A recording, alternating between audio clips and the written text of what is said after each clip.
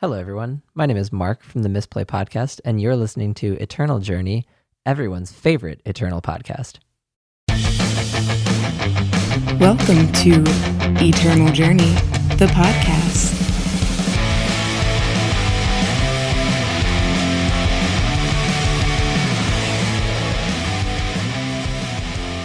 Greetings, Puntawans, Paladins, Persimmons, and everything and one in between. Welcome to episode 2 of the Constructed Journey podcast. My name is Stormguard798, probably better known as the one who scrubbed out of the Day 2 prelims. Joining me today is top 32 LCQ competitor, AsheAcer. Hello. Glad to be taking a break from high APM tournament gameplay and eating bread and aioli. As well as top 8 LCQ competitor, AlexFiero. Probably better known as the one who didn't scrub out in the Day 2 prelims. Wow, rude. Thanks. Anyway. You're welcome. Okay, so, as you guys probably know from based off of our intros, we are going to be talking today about the LCQ that happened the past weekend. So what happened was, this is an open LCQ available to everybody, and the format is Expedition. What you guys had to do was either go 7-1 on day 1 in order to qualify for the day 2 prelims, or go 7-0 to vault straight into the day 2 top 64 bracket. Okay? Both AF, AlexFiero, and I went 7-1, whereas AsheAcer was Pog and managed to go 7-0 to jump straight into the top 64. And today, we are going to be talking about the decks that us at Team Eternal Journey brought to the tournament, as well as some other decks that other people may or may not have brought, and mostly making fun of them. I mean, intellectually critiquing them, yes. No, we're making fun of them, let's be honest. Excellent. Alrighty. So we are going to start out with the best performing deck list from our team from the weekend, better known as AlexFiero's Menace Control. AF, take it away. Yeah, so I brought this list because I, in general, tend to love control strategies in formats rather than more proactive ones, and this format in particular felt like there were a lot of tools for control decks to interact with the threats in the format. And even though the threats in this format are significantly higher quality than we've had in previous ones with cards such as Plunk and Helena and Javan, we also had an influx of really good answers to those cards in cards such as Stormblast, Voprex's Choice making its way into Expedition to deal with the Aegis threats, and Searing Fist, which I didn't end up actually playing. Icebolt turned out to be better for what I needed, but that was why I brought Menace Control. All right. Well, as you mentioned, there are quite a few Aegis threats in the format, most notably Plunk and Davia, both of which you are playing, but as well as Quinn and the used to be a little bit more popular before Icebolt got buffed, Feral Serpent. Do you think that the high presence of Aegis threats maybe dissuaded other people from playing control so heavily in this LCQ? I can't speak to whether it dissuaded people from playing control. I think it's more likely that other people were drawn to the large number of extremely strong proactive cards in the format, such as Plunk, Helena, Javan, so on and so forth. And because there was such a dearth of strong proactive cards, that is more likely what contributed to having fewer control decks in the field. In addition, the way this format was structured, needing either a 7-0 or a 7-1, made it harder for control decks to make it to day 2, because there's more possibility for you to miss on power in one game or die to a godly aggro draw in 1 or 2 games and not make it, whereas aggro decks don't have that same inherent variance in the deck. Absolutely. Now, there was a variation of this deck. So there were the Feln decks, which I just don't think were very good. And I think people largely agreed with me because of their inability to answer relics, right? Yes, even with the buff to Minotaur Lighthoof, it's still inconsistent because there's no targeted relic removal. Exactly. And Minotaur Lighthoof is a deck that Felon Control, being not particularly unit heavy, is not going to run a lot of copies of because you don't have any way to take advantage of the other mode. There were quite a fair number of Stone Scar control decks. So Mail posted a Stone Scar control list back, I think, in November, and it Right at the beginning right of at the the beginning of the format, format, yeah. right? And it definitely had a resurgence later on after Sunnyvale started streaming a variant of it in the Friends of Eternal server. Now, why did you decide to go with Menace, adding the third faction of Primal, as opposed to just sticking with a straight two faction control deck? If you look at my deck list, it's actually more primal than either fire or shadow. So I think it's less that I chose to add primal and more that I chose to add the other two factions. And I chose to play primal because I felt the threats in it or the ways to close the game were stronger. Having Aegis means that most of them were guaranteed to be 2-for-1s, and Quinn or Plunk could easily be 3 or 4-for-1s in the game.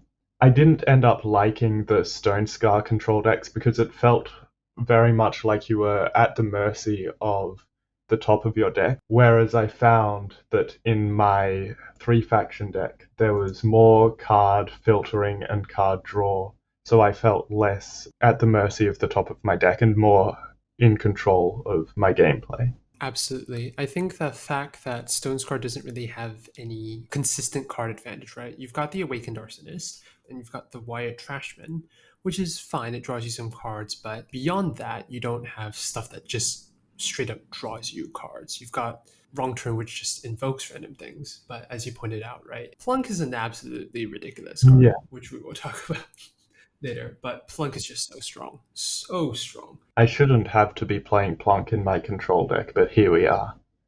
This weekend, not this weekend, last weekend, if you were planning on playing Primal at all, you would be playing Plunk because there's really no good reason not to. It's a card advantage engine, it's a threat.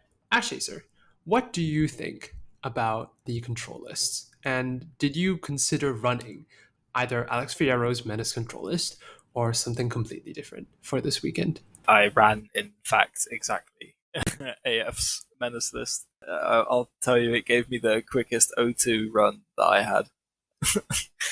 Yeah, I mean, I'm not much of a control player myself in the first place, but it felt like control had just a lot of options in this format, so I did play quite a few qualifying runs actually with several different controllers, most of which did involve Justice, but I thought after a couple of non-successful runs, I thought I'd take AF's list for a spin. I see how, I see what AF was talking about earlier with like the answers. The quality of the answers is quite high, and this deck has a lot of ways to get out of tight spots and finish the game consistently. Threats that aren't just easily answered, that leave you with no further game plan to finish the game. But yeah, the format of the first day was just too inconsistent for me to perform on any sort of control list. At least that's what it felt like. So yeah, I did consider it, but no, I didn't end up going the control route at all.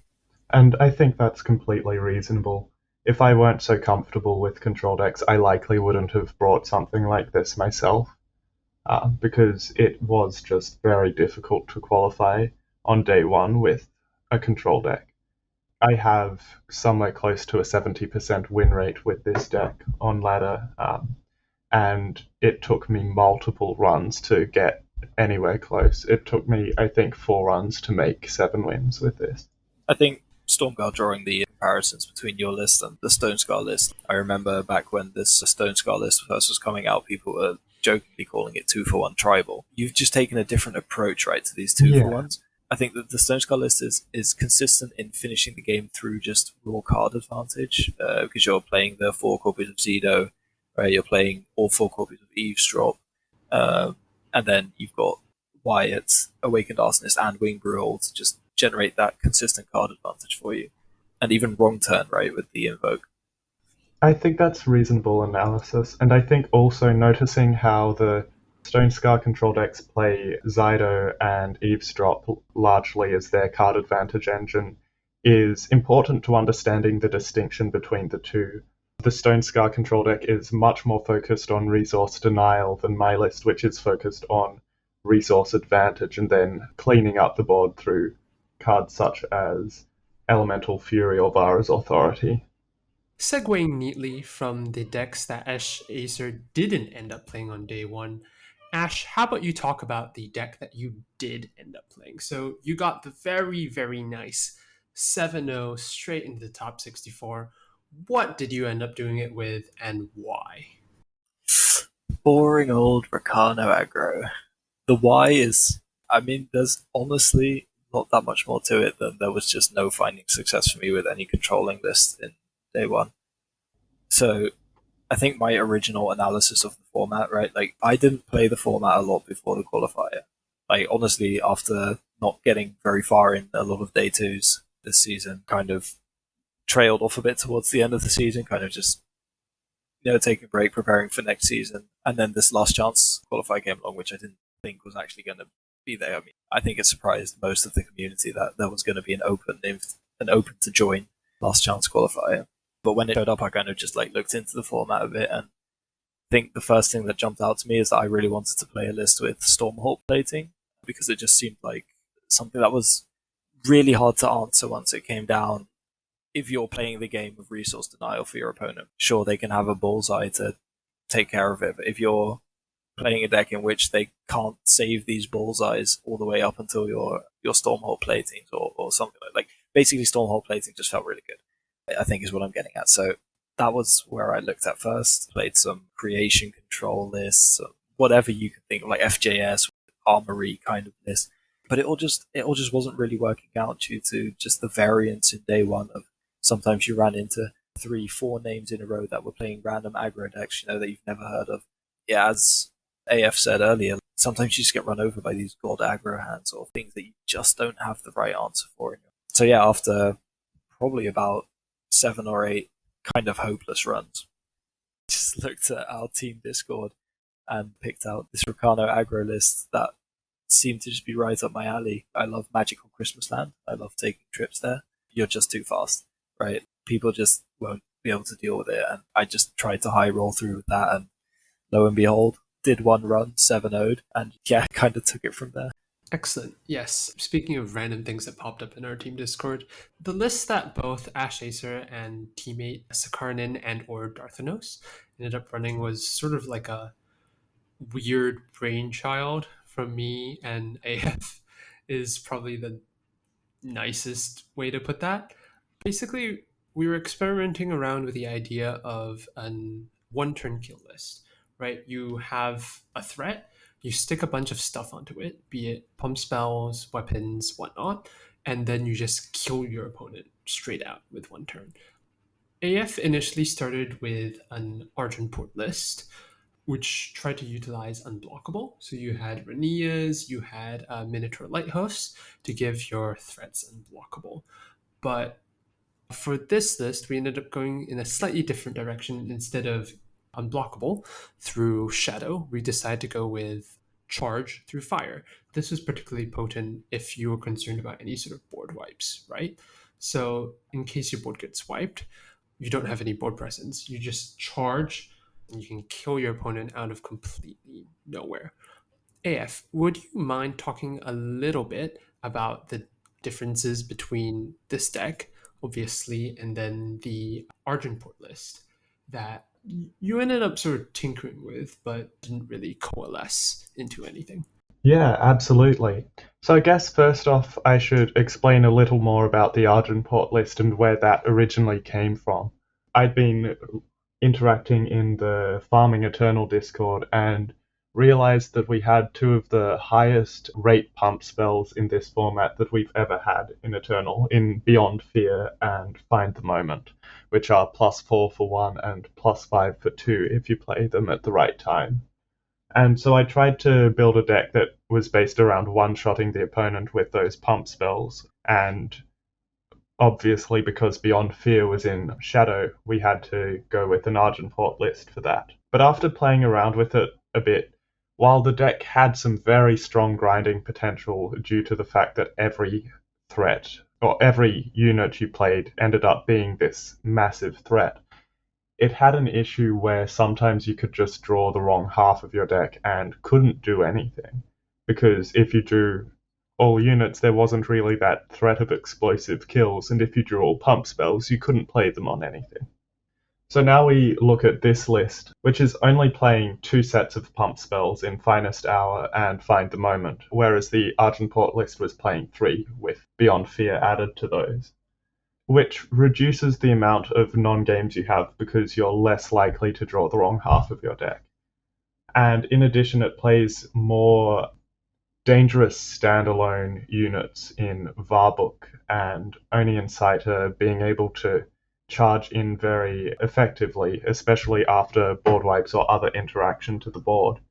And I think that's why this list ended up being more efficient than the Argenport list, because the Argenport list really needed both board presence and pump spells to work, whereas this one only needs one of those, really, in board presence. And it doesn't even necessarily need that, because you're able to play charge units and deal a lot of damage very quickly, even without having a board presence beforehand. Absolutely. Now, obviously, this is essentially a Rakano aggro deck, but we also saw a couple of variations on a similar-ish idea perform very, very well in the last round's qualifier. Firstly, of course, is the deck from RoninX, which ended up taking down the entire tournament. Similar-ish concept. I know as Fury has SRFS written all over that card. I know SRFS is a huge fan of the card, and it performs really well, especially when you've got this whole let's load up onto one giant unit and just make blocks extremely, extremely difficult for your opponent. They didn't end up going with the Find the Moment kill though, instead opting for a couple more lower to the ground creatures in Kazuo and Raging Jackal. So what do you guys think about employing these a couple more low drops in the deck as opposed to, say, more removal or more pump spells?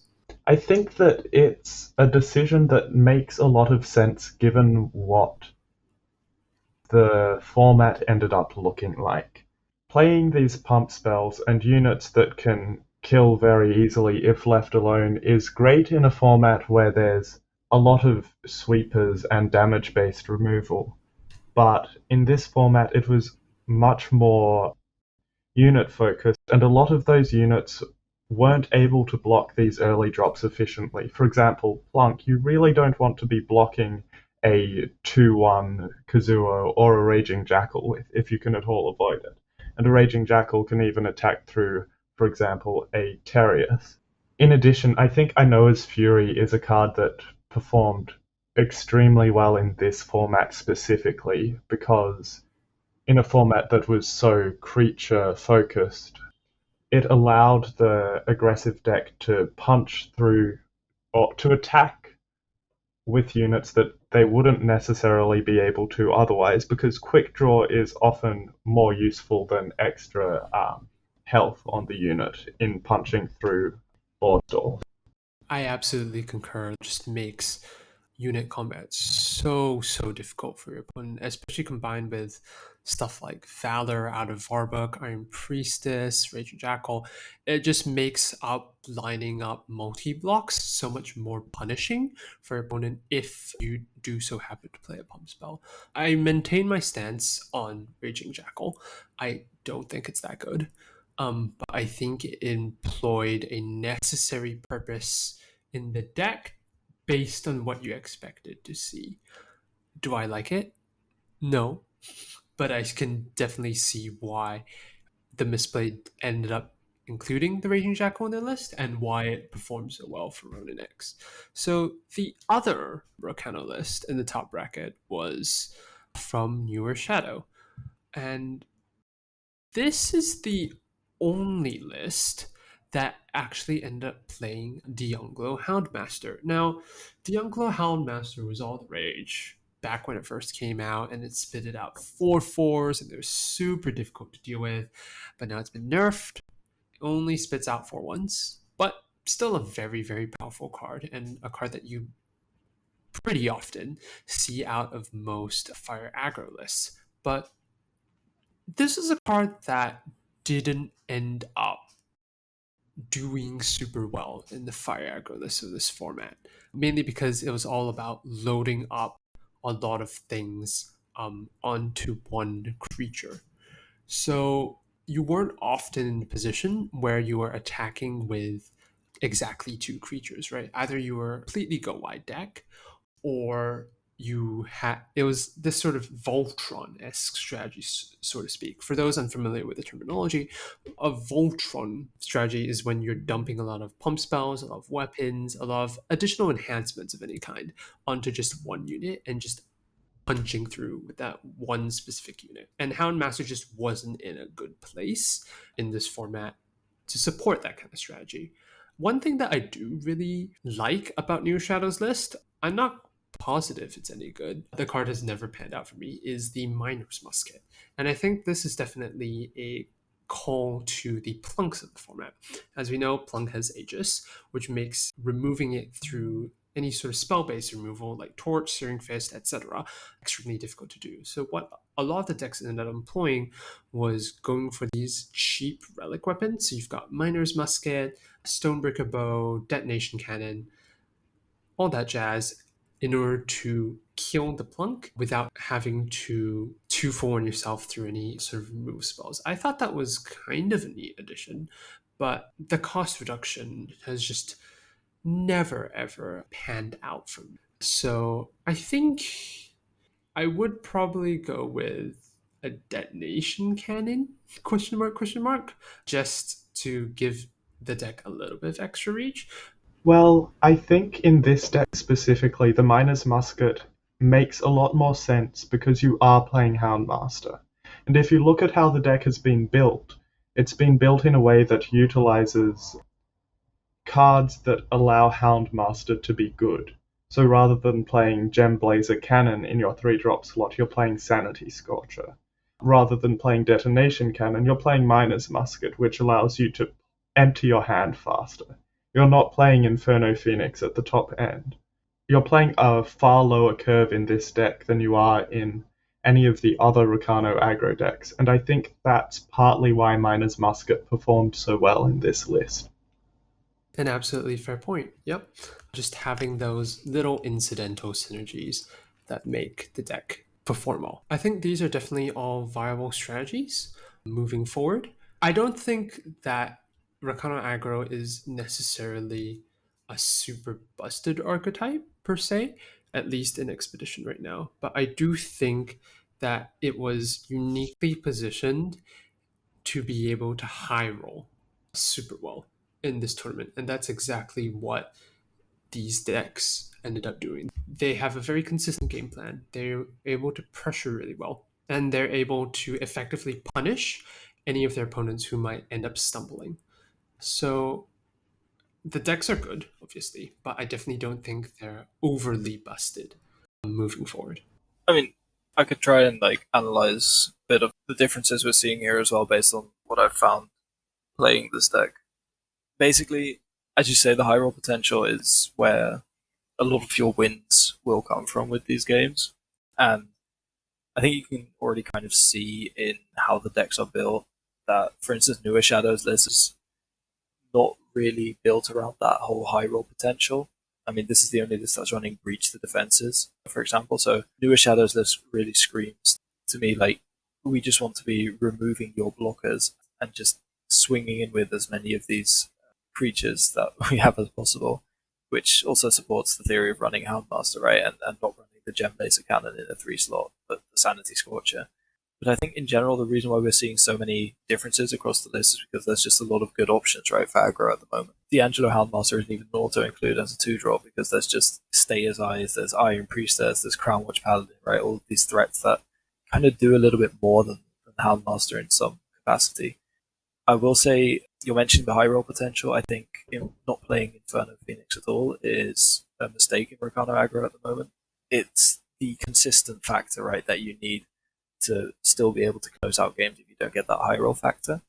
And I think the Raging Jackal is actually much better than you're making it out to be, purely based on the fact that the list that I ended up playing, that you guys worked on, had one very simple counter, Phobrex Choice, and a lot of people are running it, right? Because the moment I slap down a Crown Watch Paladin, I'm done if they Phobrex Choice it, right? If I've Gem Blazer cannoned it, if I've just tried to make a big find the moment turn, right? If they just Phobrex Choice it, I'm done. Yeah, I think that's kind of where the additional power comes in from the one drops in. And on top of that, I know as Fury definitely feels like the better way to go in terms of pump spells. The list that I was running, more of the one-shot potential, right? It felt really bad when you to spend a Find the Moment or a Finest Hour just to make sure you can get damage through the next turn, right? Just to remove a blocker, basically.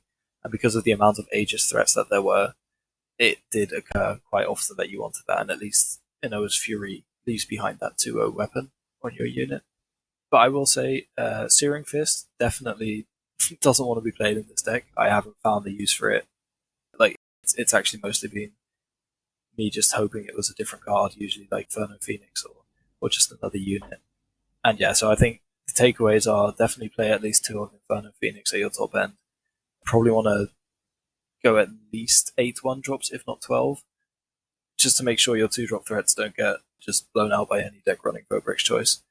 Yeah, and I will say Farbuck actually played an insane role, not only just being that charge threat, but also a lot of decks I ran into in day one were the Stone Scar aggro decks running Syl, and this just cleanly deals with Syl and then just charges in as a 4-3 as well. It's pretty nice. Oh, and also Bullseye is a key difference that I did play 2 of, and I don't see in the other aggro list, which I think was definitely a better shout on their part. Bullseye just didn't do a great job as the 2 damage mode, and you generally want to be killing the opponents before they reach their big Stormholt Plating weapons anyway. So yeah, it never really felt like it had a solid place there. I think I definitely would have swapped cards around if I didn't instantly get the 7-0 with this deck. Well put. Yep. I think we originally included a little bit more removal than some of the kind of aggro lists, primarily because you are loading up things onto one big threat, right? And the way for that to go wrong is chump blockers.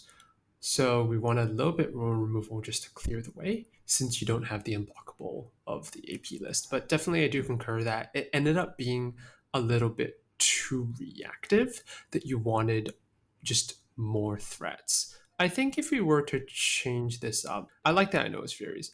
I'm still not sold on the Raging Jackal, if I'm being perfectly honest, but I can definitely see running the Kazuos probably over the Bullseye in this list.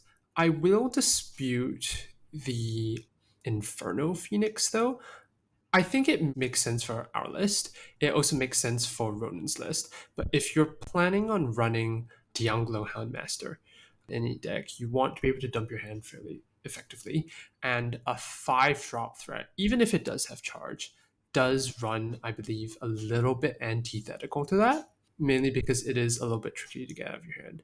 Sure. I did mention in the Expedition Primer that I didn't like Farbook.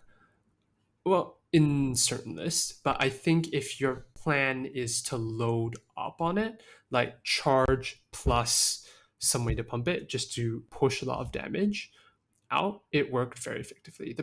The main problem with Aijin is that it's powerful, it's just a little bit too slow to get going, and that might not be necessarily where you want to be with the Rakano lists of this format. I do think in a vacuum, Aijin is probably the stronger card, but Varbuk worked better with the overall strategy that the Rakano lists in this tournament were going for. I would agree with that. That seems completely reasonable. Alrighty. Oh, time to move on to my special child. So, as I mentioned at the top of the show, I completely scrubbed out in the prelims, but I did make the prelims with what I refer to as my spicy meatball. So, for those who have not read it, and because I have zero shame in plugging my own content, I posted an expedition primer on Eternal Warcry the other day, And one of the sort of potential decks that I mentioned was kind of like Xenon tokens list. Roshi posted an initial list, which I thought had some good points and some not so good points. Me and teammate Leo the Pleurodon worked on some variations of it for a little while, but I ended up bringing the list, I think, on my 7th run. Uh, it took a very long time for me to get 7 wins as well. After seeing that there was a lot of aggro, as both AA and AF have pointed out in spades, aggro seemed like a pretty good way to go about the 7-1 or 7-0 sort of like system for the LCQ, simply because you could go through your runs pretty quickly for starters, but also you're more capable of spiking playing such a list. And because aggro was so popular, I thought, hey, this deck list is super duper good against the majority of the fire aggro decks.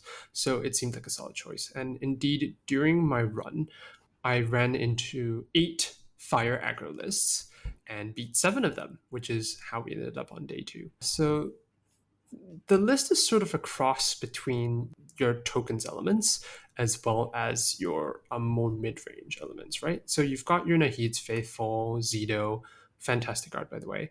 Secret Sleeper of the set, Waystone Igniter, very, very strong. It blows up your platings, blows up your moons. Even if it is only even cost, it's still a very good card. And then you've got additional anti-aggro elements in the form of Rat King, Field Medic. Okay, let's just briefly talk about Field Medic for a hot second. We originally had a Shara the Widowmaker in a slot, but it was a little tricky to cast because of the influence. Then we settled on Field Medic because of one card, Plunk Wumpkin. Yes, indeed. The ambush on both Twisted Farmer and Field Medic made it a lot easier to tangle with Plunk in combat, at least if they didn't end up slapping a Revolver on it. And to close out the game, you've got a lot of early board presence, ground presence, so on and so forth, but to close out the game, you have your Azendals, your Cloud Scrapers, your Lucent Guides. It really mostly existed to put up a giant road gap against aggro in the early game, and then subsequently just grind your opponent out through incidental amounts of value.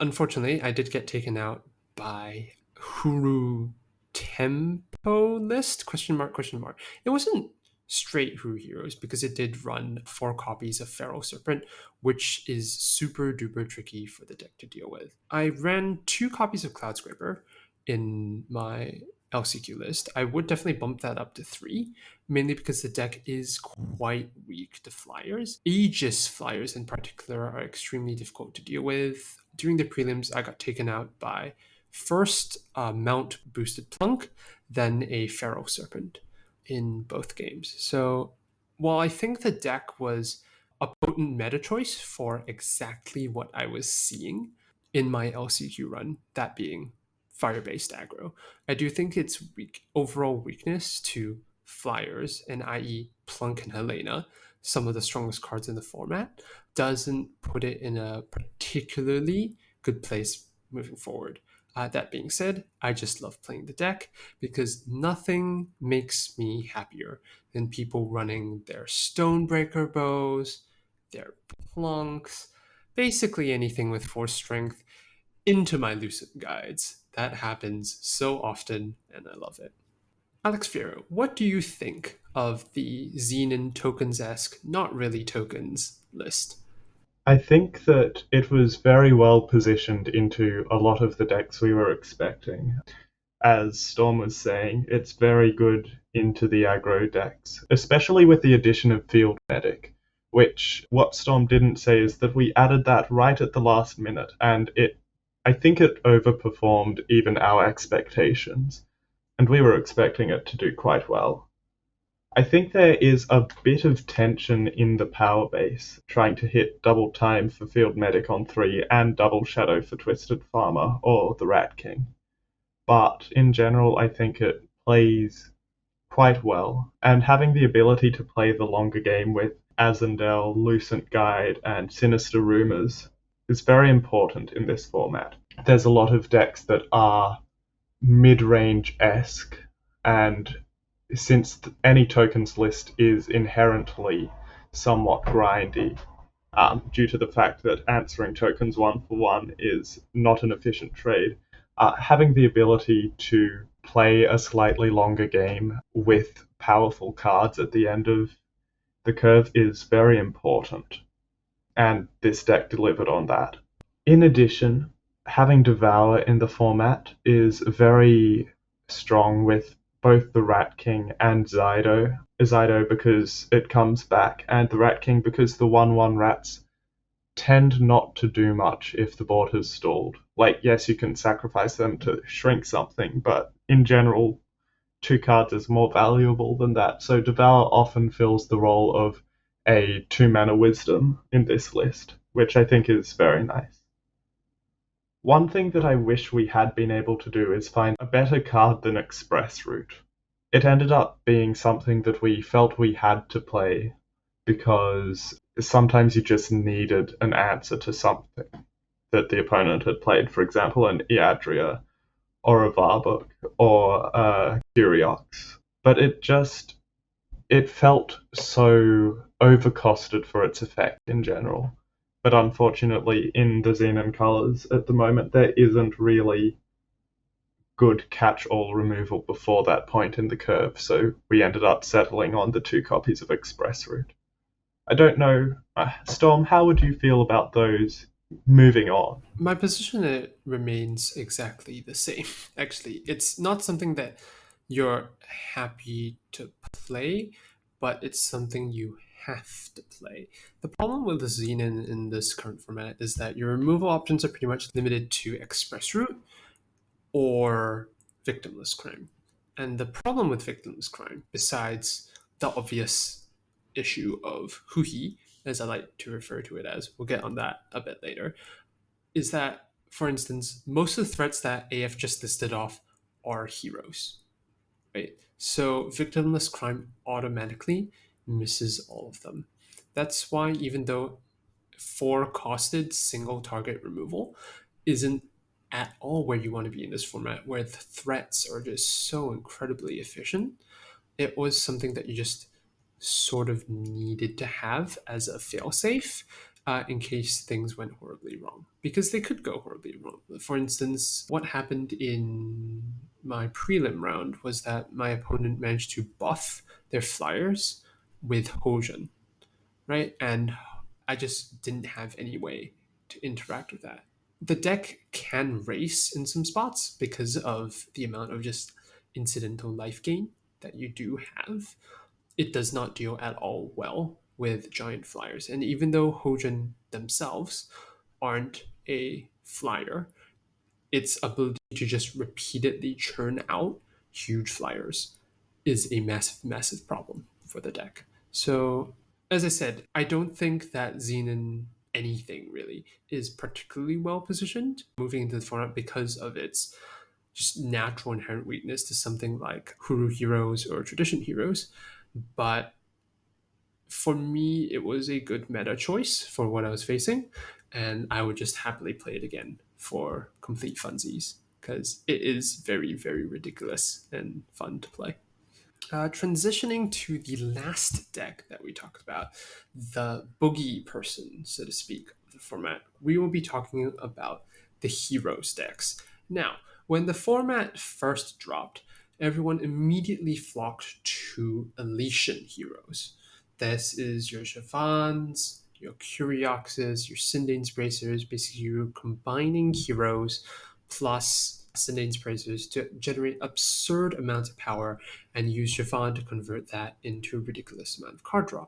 However, as the format progressed, the metagame sort of shifted to Huru heroes instead, employing a more aggressive-ish strategy with gold-plated Revolver and obviously one of the strongest cards in the format, Helena Sky Guide, to just push through for a lot of damage instead of trying to go with this defensive value plan. I think it ended up working out pretty well.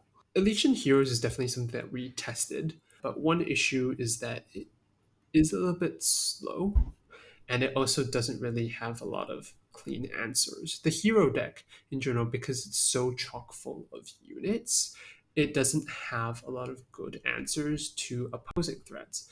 The way you get around that, obviously, is just by beating your opponent's face in so hard that you don't need to answer their units. So Huru Heroes is definitely a big threat going into this LCQ, and something that every deck should have kept in mind. I think the strongest deck in contention for us was the one that we nicked off of Team Noctavrod, which was their Tradition Heroes list. Our teammate GCH, Goi Chen Hong, had a very similar build to this, but elected to go with Jadas, I believe, instead of Hojin Beloved Son, which was fine, but you didn't have a way to use the power as effectively as, say, the Crew Heroes list, where you could afford to play stuff like Research Labs, stuff like Stormholt Plating, bigger top end and scribe cards, and so forth. So I think definitely the switch to Hojin for this Tradition Heroes list was very strong. And similar to the other Heroes list, you've got it's just mostly threats, right? It's just a bunch of good threats that threaten to slap your opponent to the ground. The biggest problem, I think, with the tradition list was its power base. You ended up with a lot of draws where you just had depleted power, too many seats in a row, and you being such a heavily aggressive tempo deck trying to beat down your opponent, it didn't pan out very well. But I think when the power base came together, the addition of Turius as another Aegis unit was just so incredibly strong that it would be very difficult to contend in combat. Ash, what do you think of the hero archetype as a whole with regards to this LCQ, and where do you see it going forward? So the heroes archetype is pretty much just a culmination of how do we take the best cards in the format and just, make them work together. Just looking at this list, right, you see, okay, we're playing Plunk. Plunk is just insane. Oh wait, how about we slap a gold-plated revolver on it? Now it's impossible to deal with, except for if you have an ice ball or a Vobrex choice. Oh look, we have Helena. Cards busted. Slap that together with Plunk. Look, they're both heroes. You know what makes unit-based strategies better? If those units replace themselves with cards when you play them.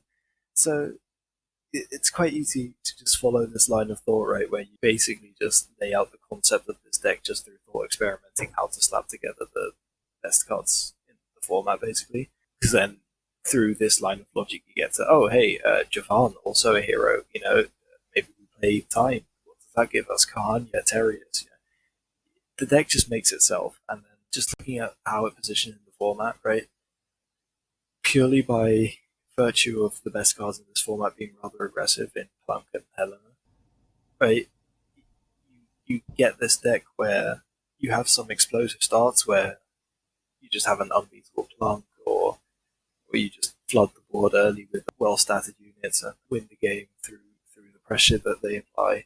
You can be that aggressive deck in this format when you need to be. But then also you have the opportunity to just say, hey, then you just take a step back and you say, look, okay, I have this Kothon sitting here. I'll just make a 4/4 owl, just like play the mid game, play with my Hojan, just sit there utilizing that card advantage from the Zoltan Ambassador, which, to be fair, should probably also be noted as one of the boogeyman cards of the format. And you just sit there behind that card advantage and play the mid-range game, right? Because you can do that as well. So I think, yeah, just by virtue of this deck being laid out itself, also being able to kind of adapt to different playstyles and have different ways of attacking different decks, because flyers are a problem for one deck. Well, here you go for the Helena route, maybe buff it up with a Hojan, right? Or give Kothon flying, make a 4/4 owl. Or if you're playing against aggro, right, like here, let's contract this Helena, get 2 blockers in to win the race, while also applying the pressure. Stay as eyes, performing the same duty there, like get some lifesteal, maybe stop your void strategies, maybe just make sure that you have enough power for this mid-range game you want to play. So I think that flexibility also just plays in how much of a staple this was to kind of keep in mind for the format. So yeah, I'm actually quite a fan of this. The mentioning of Sultan Ambassador is super important. It was this sort of like innocuous card, this 2 cost 1/1, but it was something that demanded an answer. And I think being able to answer this on turn 2 was very powerful. That's why you've got people running Bullseye, people running Vara's Favor, so on and so forth. Just being able to pick off this Sultan Ambassador and do so before they can drop a hero on 3 to pick up a card off it was just super duper important. And if you were able to do that, it would put you very nicely ahead in terms of advantage. Yeah, I think besides the power base issue, another problem with the tradition heroes deck is obviously you have even less interaction than the Huhi list, mainly because you're playing all the good cards already. You simply don't have space for any additional interaction, such as Ice Ball, Trick Throw, Defiance, what have you. The four lessees choices are nice, and they're a good way to deal with some of the bigger units, but not being able to answer, say, Yadria, which can really decimate your board, so to speak, because it doesn't matter how big your units are. If they run into an Yadria and then get slapped apart by Obstructive Flicker. We tried playing this list. It didn't pan out very well for me, but I am glad to see that it did really, really well for Team Noctavrod in this event. Okay, moving on to our next segment. So we've talked a lot about the decks that we've seen in this format, but we've also talked a lot about specific individual cards and how potent those individual cards are. So now we're going to play a little game called Nerf or Not. So the premise of the game is very simple. We'll simply be discussing whether or not a particular card that performed solidly in this past LCQ should be nerfed or not. There is no correct answer here. It's merely a matter of discussion, sharing of ideas and thoughts. Let's kick off with Stormholt Plating. Okay, this is a card that saw a lot more play before Bullseye got buffed, but is still has quite a presence in the format and is probably one of the go-to finishers for any sort of control deck in Expedition right now. AsheAcer, nerf or not? So for me, this is a not, purely because basically the answers to this card are there, right? So I think if you need to be answering this card in your deck, right, you can. And even though decks that can't run relic removal less good in this format because of cards like this, I don't think that's a basis for me to just decide on that this card should be nerfed. It still costs 8, right? It still costs 4 justice in the list that I've played, right? If you're playing the creation list, for example, a lot of creation lists I've seen, they don't actually play that many justice cards, right? So you're still trying to get up to 4 justice in this list where justice, it's not a splash, but it's also not like a big part of your deck. And sure, this creation list has a lot of ramp to get there, but that means that your deck is a lot of ramp and a couple board wipes, so you just get run over by aggro if you don't draw the board wipes, right? Like, there's a lot of things that can go wrong as well in Stormholt Plating decks, and I think it's positioned well with its cost, like, for what it does. And yeah, in general, I think it's strong. It's a very strong card, and I definitely think like it's a really good finisher to still keep running in control decks, obviously. But I don't think it needs a nerf, because I think you can run a deck without relic removal and still win, right? So yeah, I don't know. I don't think this is enough for me. I would definitely agree with that assessment, as we saw both the Feln decks and the Huru Hero decks also performed quite well in this format. AlexFiero, do you have anything to add? No, not really. Absolutely doesn't need a nerf. It performs 2 jobs. It performs them very well. It gains life against aggro, and it's a massive threat against control. But with Bullseye being buffed to be able to hit it, it's not nerf worthy at all. Excellent. Moving on. Okay, so this is a card that I don't think is excessively powerful per se, but I do think it leads to some necessarily unfun blade patterns. So, for instance, I know that based on some of the previous patches, right, Direwolf Digital are definitely looking to like put a damper on certain cards that tend to like spiral out of control or maybe aren't necessarily super good once you're on the back foot, but are very, very strong at applying pressure and just high rolling super well. So one example of this is obviously Oni Patrol. I don't think anyone would say Oni Patrol is a particularly busted card. Also, I'm sure anyone who's played Oni Patrol and have it on the draw would definitely agree, hey, this isn't very good at all. But I think it's definitely something that people look at and say, okay, if I'm playing the aggro mirror and I'm on the play and I'm able to dump out a bunch of Oni patrols, at least the previous unnerfed version, that puts me in a really, really good position. And I think that's what this next card, Gem Blazer Cannon, sort of does. As we've talked about, there are quite a few strong-ish threats, right? Some very, very good units that have a lot of just natural resilience. So Helena, just being naturally hard to kill, as well as the Aegis units, such as Plunk, Feral Serpent, and so forth.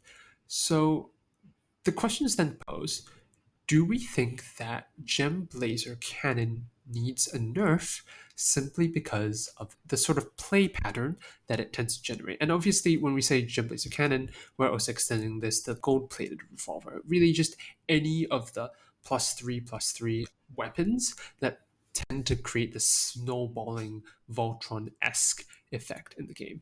AlexFiero, what do you think? I think that if people are complaining about this, they aren't playing enough answers for it. The answers are there. There's particularly for the Voltron style, but with Ice Bolt being buff, Ice Bolt hits every unit that you want to play a Gem Blazer Cannon on. Voprex's Choice hits any unit that you play on turn 2 and play into a Gem Blazer Cannon. Defiance hits anything without Aegis, and the list goes on. The answers are there for it. If anything, I think gold-plated revolver is more likely to get a nerf. +3/+3 for 1 power is significantly stronger than +3/+3 for 3 power. But I don't feel that either of those need a nerf, although I could see revolver going down to +2/+2 if you have a hero. Ash, what do you think? I was going to suggest that exact same nerf for gold-plated revolver if they choose to nerf one of these cards. I think Gem Blazer Cannon is just like yes, the play pattern can prove to be quite unfun if you're on the receiving end of a high rolling Gem Blazer Cannon. But as AlexFiero said, the answers are there.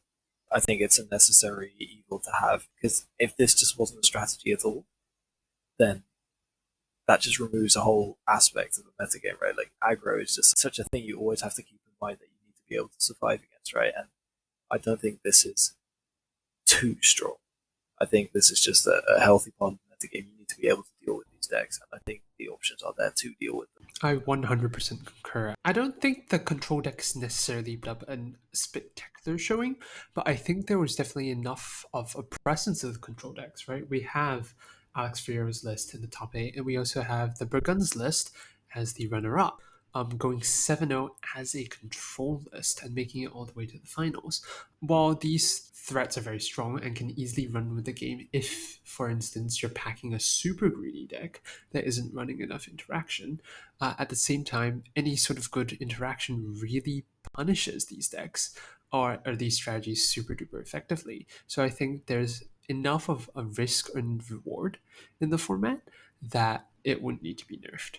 Moving on to the next card. Okay, so this is a very, very narrow card, but in conjunction with a certain little obstructive flicker, it makes unit-based decks very, very difficult to tangle with. Combine this with the likes of Moon, Night Dojo that exacerbate the issue for any sort of control decks, then you've got a very, very little solid shell with which to build around this card.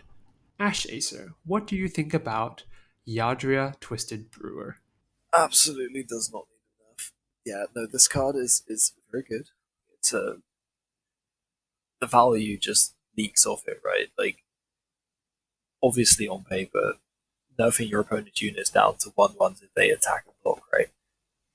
It's really good. And there is the cute little combo of obstructive flickering, attacking units after they've been hit by a Yadria. But I think the fact that the problem is you need to be playing Feln, and not only do you need to be playing Feln, you need to be playing Feln a specific way. And I just don't think that that is even a viable strategy to go for in this meta. Like, it will be able to win, but if you're playing Yadria, like, I don't know, if you're playing this Yadria Obstructive Flicker combo, I'd rather just play a Justice-based deck, play Sweepers, and play Stormholt Plating as a finisher. Like, I think there are just better options to achieve the things that Yadria could achieve. Like, honestly, the only place that I've actually liked playing Yadria is when I thought, oh, Feln has pretty good units all down the curve in Expedition. Let's try a Feln mid-range deck, and that deck just failed. Like, it had some fun games, some fun curves, and Yadria was insane. But yeah, it just kind of failed because Feln doesn't feel like it has, to me at least, it doesn't feel like it has the tools that it needs to survive in this Expedition game. So yeah, I definitely don't think Yadria needs enough. Yep, I think that there's definitely some draws that Feln can really punish you. For instance, you've got Yadra Flicker combined with the Ulixa Moon combo that Team Invoke Lethal brought to this LCQ, but it can't answer relics. Sometimes it just sort of falls apart a little bit. And I think the fact that it performed well is more of a testament to the strength of TIL as players rather than necessarily the strength of the deck. AlexFiero, what do you think? I think Yadria is a very good card. And I think there's more of an argument for Yadria to be nerfed than for either of the other cards we've talked about so far. But I think Yadria is a healthy card to have in the metagame. It costs 4, which is still quite a lot, and its effect is only punishing if your opponent is playing a specific type of unit-based deck. If they're playing aggro, they don't really care about the negative health, and they aren't going to be blocking anyway. So it's only really good against specifically mid-range unit-based decks from the opponent. So I don't think it needs a nerf. Yep. And although the effect is super powerful, as Ash very acutely pointed out, this cost is so prohibitive, especially if you're planning on playing Expedition, where you don't have as smooth of a power base as something like Throne. And with double influence in both Shadow and Primal, I don't see you playing this card in any deck other than Feln. And because it's so narrow, I think even if we do consider that it is super powerful, we won't need a nerf simply because it's not going to be present enough to warrant one. Okay, moving on to the next card. I definitely want to start off the discussion on this card. It's super duper ubiquitous, I think, is part of the problem. And even though it's not necessarily extremely powerful, the fact that every time deck is playing this, no question, definitely, I think, merits some concern. AlexFiero, what do you think about Javon the Steel Crest? I don't have a problem with it at all. I think it's a fine card. I think it's a very good card in certain matchups. But it's still a 3/3 for 3, and it's good in a mid-range deck if it can attack. But if your opponent is also playing mid-range or is playing any type of removal, it's hard for you to do that. And against control decks, you can play it down late and draw cards off it. But then you're playing 7 power for a 3/3 that draws 1 card. Or you're playing 11 for a 3/3 that draws 2 cards. It's not a sustainable rate at that point in time. And while it's good early and can generate a great deal of advantage in certain situations, I don't feel that it does so consistently enough to be worthy of a nerf. It's just a good, solid card for mid-range decks that allow them to compete in the late game sometimes. Ash, what are your thoughts? So I definitely agree that it does not need a nerf. Like, there might have been one point where I thought maybe adding like just once per turn on Javan's ability or something might have been a good idea. I think I'm definitely over that idea because I think the ubiquitousness, it has more to do with like the other cards than with Javan itself, right? I think the fact that Javan is so ubiquitous either means that the other cards or some other cards should be raised in power level to be able to compete with Javan in these slots. And if it's not a question of power level, then we need more things that fill the same role in the decks that Javan is in right now. Because I think that Javan is a good card, but is where it should be. So I think it's better to look at other cards, kind of quote unquote nerf Javan that way by just kind of bringing other cards up to par or giving them like, I similar think roles. that while Javan is ubiquitous, it's not particularly efficient. Those are completely different axes, right? When talking about evaluating the power level of a card. I think for me, the analogy would be something like Hailstorm, right? Hailstorm is very good at what it does, but no one has ever asked Hailstorm for a nerf simply because it's not particularly efficient. It does its job well, and that's it, right? I don't think. Well, I do think Javan is a solid card, and there are many decks in which you just want it for what it does. I don't think it's overwhelmingly good that it demands a nerf, nor will the format sort of revolve around Javan. I think there are just naturally enough answers for Javan that it's not going to prove to be too much of a problem moving forward. Now, a card that has debatably fewer answers and that is very, very good is Helena Sky Guide. This is a card that pretty much blocks you from playing Permafrost and Manacles in the format, even though they are both legal in Expedition. Ash, do you think Helena needs a nerf? So actually, the fact that it removes permafrost and manacles itself isn't the issue, or isn't an issue. I do strongly believe that there should be playable counters to those kinds of effects. Yeah, I do have this inkling though that Helena might be just a bit too high on power level. Like, the only reason that I am inclined to not just directly say yes, this needs a nerf, is because it can be really clunky to use the contract, right? For instance, when I was playing the LCQ, sometimes you're sitting there on 3 and you're like, I want to contract this Helena, but if I do, I just lose my entire next turn, and that can literally just turn the game on its head already, right? So I feel like Helena should be a counter to Permafrost or Manacles, but I don't feel like it should be. This is a format where Permafrost and Manacles are just unplayable because every 8 in 10 games you're going to run into a Helena. I feel like it could be brought to a bit more of a balance. I wouldn't know what change to suggest to achieve that, but yeah, it does feel like Helena's just a little bit too strong. AlexFiero, what do you think? Well, I know that my opinion on this is somewhat different to a lot of the community's opinion, but I don't think Helena needs a nerf.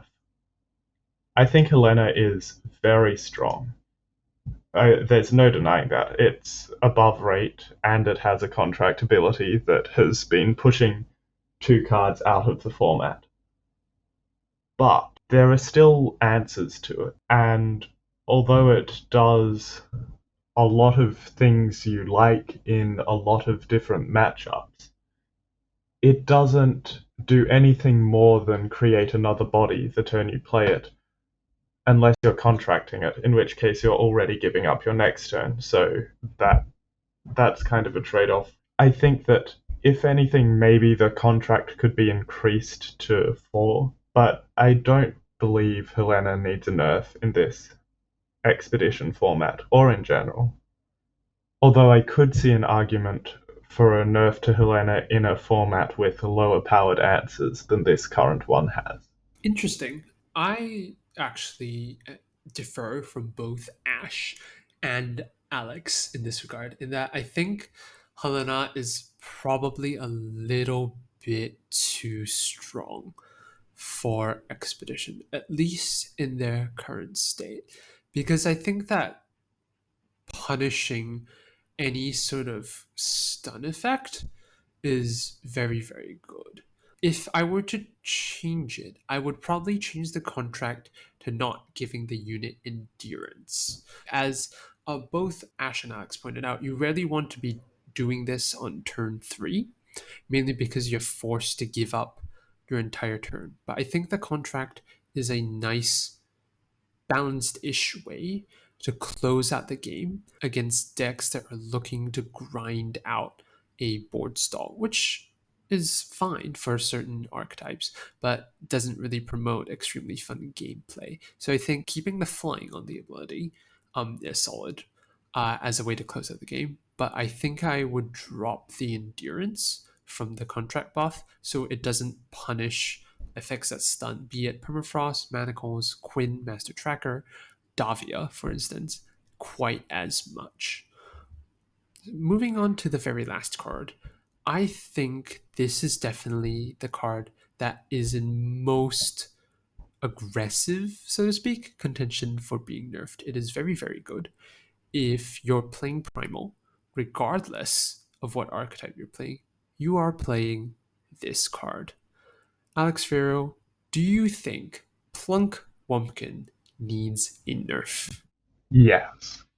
I do not know what that nerf should be necessarily, because Plunk is a very well-tuned card. If you removed Aegis, it would be just a bit too easy to answer. If you removed Valor, it would be just a bit too easy to block. But I do believe that Plunk needs some form of nerf or change in this current format. I shouldn't have to play Plunk in a control deck, and here we are. So yes, Plunk Wumpkin does need a nerf. Ash, what do you think? Yeah, I think the hammer comes down on this one. I think it's just a little too overloaded. I don't think it's just. I think that it is.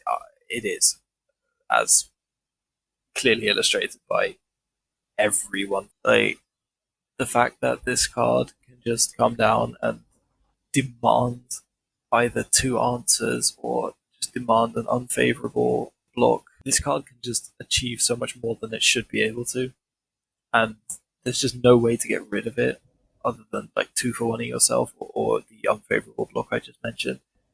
There's no way to get rid of it other than those 2 options that don't give your opponent a card as well, like, or even multiple if it's just hitting you for multiple turns. Yeah, no, this card just does too much, and I think there are multiple ways you could hit this. Like, personally, I believe you could probably hit the card advantage clause, so maybe it doesn't trigger the contract when it gets discarded. For instance, could be a potential way. I personally don't see why it should have Valor. I think having it be able to be blocked by a 1/1 changes its play pattern entirely and maybe makes it a little bit more reliant on that gold-plated revolver. I think the Aegis has to stay. It's too easy to remove without the Aegis, and the Aegis is very in line with the Yeti theme. I think sticking to the theme of a card is also like has some merit. And alternatively, you could even just try and hit it through a gold-plated revolver nerf or some other hero-based nerf. I concur entirely. The fact that the entire expedition meta is warped around Plunk, right? That all the shadow control decks are playing for Varus Authority. The fact that any deck that can run it is playing Voprax's Choice. Any deck that can run it is playing some number of relic weapons as a clean answer to plunk, and if you don't have a turn 2 answer for plunk, then you are in very, very big trouble. You're just losing out on a lot of tempo, a lot of card advantage, so on and so forth. Plus, even some of the most ubiquitous decks in Throne right now, Elysian Spells and or Jural, depending on how you like to call it, as well as Hurikira, all of them are playing 4 of Plunk. And considering how high of a power level both those decks are, I think it speaks volumes that they're both extending to playing Plunk, right? All right, so that's it for today's show. Thank you so much for listening. Ash, where can people find you? Mainly on every single Eternal Discord you've ever heard of, probably, bar like a few. Yeah, I'm around on all the Discords and any of the community tournaments and other tournaments around. So yeah, like anywhere you see the name AsheAcer is where you can find me. Excellent. Plug your stream. Which trio deck? Well, it will be in the future sometime. Twitch.tv/AsheAcer. Excellent. Can't wait for your first stream. AlexFiero, how about you? Where can and or should people find you on the internets? I'm generally the same as AsheAcer. I'm in most to all of the Eternal Discords, and I am in very few other places. I have previously streamed a little bit under Alex F Gaming on Twitch, and I will try to do that again next year, but there is sadly no guarantee as I am working 2 jobs and going to university. And still destroying it at the LCQs, guys. Just, champ over there. As for me, you can find me on the EJ, the Misplay, or the FE Discords is where I usually hang out. And you can also find my random content on Eternal Warcry now, apparently, or on my own blog, where I occasionally write funny, helpful, informational internet things. All right. For those who are more familiar with the EJ podcast, there will not be a video version of this on YouTube. It's just going to be purely audio, but we will be linking all the deck lists that we talked about in the show notes for the description of the podcast. Alrighty. Thank you so much, everybody, for tuning in to this episode of Constructed Journey, and have a great day and or night, depending on which time zone you are in. Peace out.